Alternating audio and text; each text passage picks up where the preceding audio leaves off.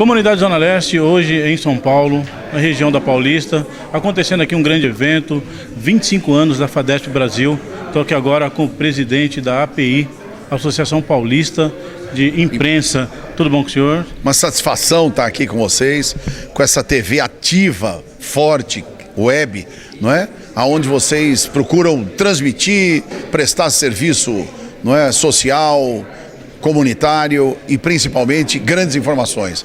Nós estamos aqui, conforme você anunciou, no aniversário dos 25 anos da FADESP Brasil. Nós ajudamos a criar a FADESP, né, juntamente com o nosso mestre, professor Raimundo Hermes Barbosa, né, e o próprio Ricardo Saeg, que já esteve aqui, também esteve conosco, o nosso saudoso, falecido Dr. Roberto Ferreira, né, a quem eu rendo homenagens também. Enfim, nós tivemos um timaço que montamos e hoje a FADESP é uma realidade, completando 25 anos e mais. Com a sensibilidade, com a liderança que o professor Hermes tem, ele sentiu a necessidade de nós também defendermos os estagiários e, mais do que isso, estender a liderança e a proteção aos bacharéis. Se nós temos hoje 1.300.000 advogados no Brasil inteiro constituído com a OAB, nós temos mais de 8 milhões de bacharéis. 8 milhões de bacharéis. Por que eles não viraram advogados? Por quê? Ah, não, porque as faculdades não são boas, elas carecem de uma melhor estrutura. Espera um pouquinho, ou é a OAB que não ajuda? Se elas não são boas, por que a OAB não trabalha no sentido de melhorar? Porque ninguém quer ser ruim, ninguém quer fazer ruim, ninguém quer ser mal, não é? Reconhecido. Todo mundo busca a qualidade, a perfeição, o trabalho. Agora, por que você não alcança? Porque ninguém te ajuda. Você hoje tem um MEC, com todo respeito ao Ministério da Educação, que tem todas as suas dificuldades. Os lobbies, não é? Os interesses. Não vamos abrir a faculdade de Direito tal, porque lá já tem a faculdade XYZ, não pode. Sendo que essa faculdade tem qualidade, tem condições.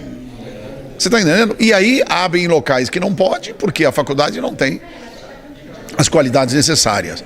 Mas não quero com isso criticar o MEC. O MEC tem grandes conselheiros educacionais, eu mesmo conheço algum deles, já conheci alguns ministros, são extremamente valiosos. Mas a grande verdade é que nós precisamos trabalhar com o quê? Com a qualidade. E a FADESP trabalha com a qualidade.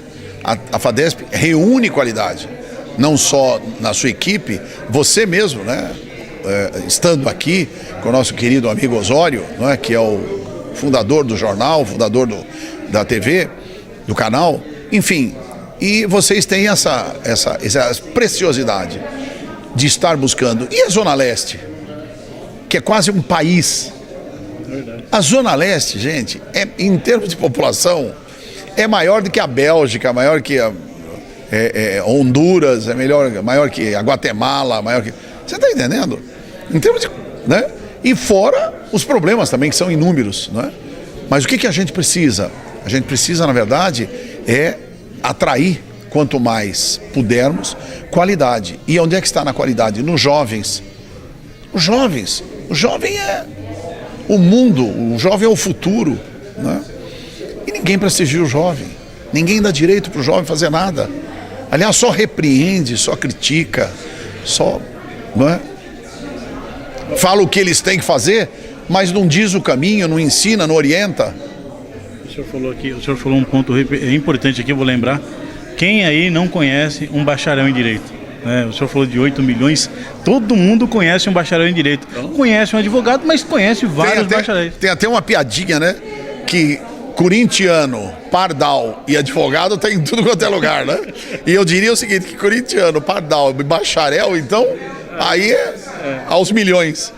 Aqui, qual a importância da entidade, por exemplo, para um bacharel? O que ele pode encontrar? Ele se filiou na FADESP, o que ele pode encontrar de benefício para ele e para a família? Em primeiro lugar, cursos dessa natureza, não é? Olha a grandeza, olha a importância, né?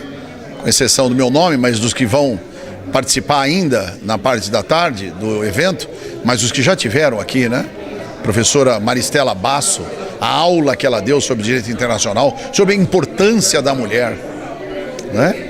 E fazer com que a mulher sempre esteja ao lado do homem. nunca à frente e nem atrás, ao lado do homem, e com os seus valores, com toda a sua, né, prerrogativa. A mulher, fundamentalmente, se Deus fez algo mais importante, um ser mais importante do que a mulher, deixou com ele. A mulher é a coisa mais linda do mundo, a começar que ela tem o dom de gerar vida. Nós não temos, né? Então veja, eu acho que o que a FADESP pode oferecer, ela tem aí, é só entrar, né, no site da FADESP, tem lá inúmeros, né, projetos e iniciativas que podem ajudar e muito o bacharel. E eu acho que um deles, que inclusive eu estava conversando agora com o professor Hermes, é ajudar.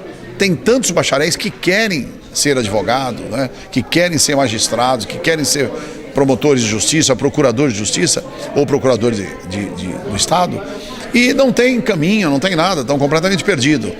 E a FADESP pode prestar esse relevante serviço. Agora, deixando um pouco a FADESP de lado, vamos falar um pouco sobre a importância da imprensa. O senhor, como presidente da API, Associação Paulista de Imprensa, fala pra gente um pouco da importância de ser sindicalizado, de estar formalizado e de ter uma representatividade. Bom, ser sindicalizado é fundamental, né? Aliás, os sindicatos jornalistas do Estado de São Paulo surgiram da API. Nasceu e cresceu dentro da Associação Paulista de Imprensa. E, na verdade, naquela época não tinha a cisão que tem hoje, né? Sindicalistas que acabaram se revoltando contra os jornalistas que estão na Associação Paulista de Imprensa, revoltando assim, no sentido de posições, né, políticas, posições inclusive de liderança, mas tem um fator fundamental: o sindicato cuida da questão profissional do advogado e a API cuida da questão institucional, perdão, do jornalista, né? E a API cuida do aspecto institucional do jornalista, né? E é que é fundamental. E você falou, o que eu acho? Veja, sem informação, sem comunicação e sem a oportunidade, não é, de termos a expressão da sua liberdade de pensar, de agir, você não tem para que viver. Ou seja, eu sempre digo o seguinte: a liberdade e a vida, uma não vive sem a outra. Não adianta, não há por que falar em vida sem liberdade, e não há por que desejar liberdade sem vida. Então você veja o quão elas são fundamentais.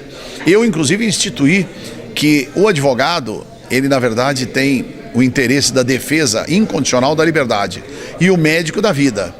E eu diria que o jornalista é realmente o mais importante nessa relação, porque ele é que divulga, ele que informa, ele que dá vida, a vida e a liberdade.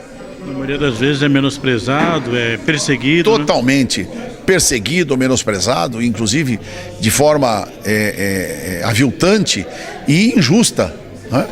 Hoje nós temos que levar em consideração também que, infelizmente, né, o jornalismo sofre aí um processo, essa famigerada, né, radicalização, porque entrou a política partidária dentro da profissão. E isso está horrível, né? Você vê o caso das narrativas. Hoje não existe nada mais verdadeiro. O que vale é a narrativa. Aqui, ó, nós estamos vendo isso aqui, é branco e azul. Não, não, de jeito nenhum. Aqui é cinza e aqui é amarelo claro. Por quê? Porque a grande mídia, porque os grandes jornais, as grandes emissoras de televisão falam que aqui é cinza e aqui é amarelo claro. Tem um detalhe também, né? Uma mentira contada repetidas vezes, ela passa a ser percebida por muitos como verdade, né? É o caso do nazismo. Como é que o nazismo proliferou no mundo? Através de um dos maiores comunicadores, que foi Goebbels. Ele foi o grande secretário de Hitler e ele, exatamente nisso, ele dizia isso para o Führer: repita 1000 vezes uma mentira que ela se tornará verdade. E é o que a gente vê hoje, né? Quantas mentiras nós passamos agora nesse processo da Covid, quantas mentiras nós estamos passando agora que nós estamos com liberdade de expressão. Eu, se não medir minhas palavras aqui, eu porque falo... E que liberdade é essa, né? E que liberdade é essa? Infelizmente, que liberdade é essa? Que liberdade é essa, né? Você veja que nós temos colegas que foram caçados, colegas que estão presos, algemados, ou então com tornozeleira eletrônica. Qual é o grande crime deles? De opinião. Ou seja, eles têm uma opinião diferente do status quo reinante hoje com o governo. Né? Então eu acho que isso daí é lamentável. Infelizmente, nós não podemos admitir.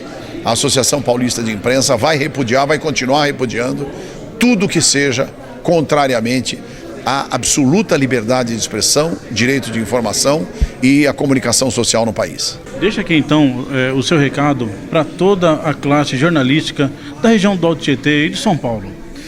Meu querido colega Noel Smith, o seu trabalho aqui é fundamental. O que você veio fazer aqui, representando toda essa região importantíssima da Zona Leste, do estado de São Paulo e da cidade de São Paulo, principalmente a nossa Zona Leste, a famosa ZL, né? De tão grandes e belas memórias e importantes momentos, né? Tá lá também o estádio do Corinthians, né? Então, bem pertinho. A sede, não é? Tá dentro, quase dentro de Itaquá, tá em Itaquera. Sede do futebol brasileiro. Então veja, o que eu diria, nós temos que continuar lutando, perseverando. A vida é o seguinte, a vida é 5 minutos de inspiração e 95 de transpiração. É trabalho, é trabalho, é trabalho. Ninguém vence sem o trabalho. Não existe. O trabalho é fundamental. O trabalho, ele precede a todas as conquistas. Porque não existe um grande vencedor, não existe um grande homem público, não existe um grande vulto na história que não tenha trabalhado, perseverado e lutado muito e perseguido o seu projeto. E um dos maiores exemplos é o Ayrton Senna. O Ayrton Senna, quando começou, todo mundo dizia, pô, você com esse corpinho que você tem, com essa estatura que você tem, você não pode nem ser piloto. E veja que assombrou o mundo, e quando ele faleceu, nem nós brasileiros sabíamos do prestígio que ele tinha no mundo. Quando o Ayrton Senna faleceu em Imola, na Itália, em 1994, o mundo parou. O mundo. O Japão, 5 dias, não é? De luto oficial do governo japonês. Vários países no mundo. E hoje, se você quer saber, meu querido amigo, um dos roteiros turísticos de maior frequência em São Paulo é visitar o túmulo do Ayrton Senna no cemitério do Morumbi. Tal a liderança e tal a oportunidade. E ele, quem foi? Ele dizia o seguinte, que é uma coisa que eu sempre uso. A grande verdade é assim, o segundo colocado é o primeiro perdedor. Faça tudo o que for possível para chegar em primeiro, mas dentro da ética, dentro dos valores e principalmente com fé em Deus. Sem Ele nós não vamos a lugar nenhum. Sem Deus nos nossos corações não chegamos a lugar nenhum. Fundamentalmente, eu acredito nessa juventude, eu acredito no Brasil. Tudo isso que nós estamos passando aí é temporário, já já isso tudo vai ser resolvido, porque o mal nunca vence, não venceu em lugar nenhum da história. Permaneceram inúmeras ditaduras, mas quem venceu foi a democracia e permaneceu vigente. Então eu tenho convicção, fé, que a democracia haverá de superar todo esse processo, né? E nós teremos eleições livres, democráticas, para escolher realmente aqueles que possam mudar o destino do nosso povo, da nossa cidade, da nossa nação e principalmente fazer com que os jornalistas possam trabalhar sempre com liberdade e com autonomia e serem considerados soberanos aonde eles estão, como é o que você está fazendo aqui. Okay. Obrigado pela participação aqui na nossa TV Web. Satisfação e honra à nossa TV e ao jornal também, né? Comunicação ativa.